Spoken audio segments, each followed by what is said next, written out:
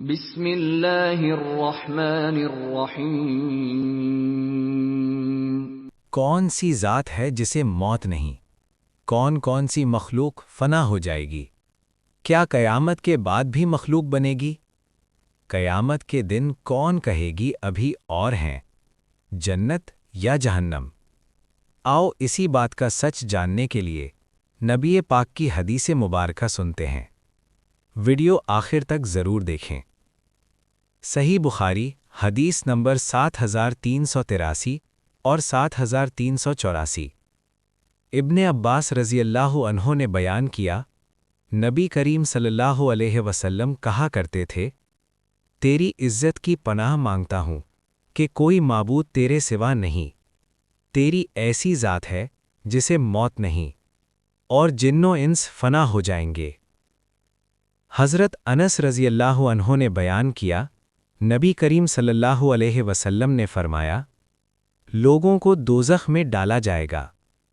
دوسری سند۔ اور مجھ سے خلیفہ بن خیاط نے بیان کیا، کہا ہم سے یزید بن زری نے بیان کیا، کہا ہم سے سعید بن ابی اروبہ نے، ان سے قتادہ نے، ان سے انس رضی اللہ عنہ نے۔ تیسری سند۔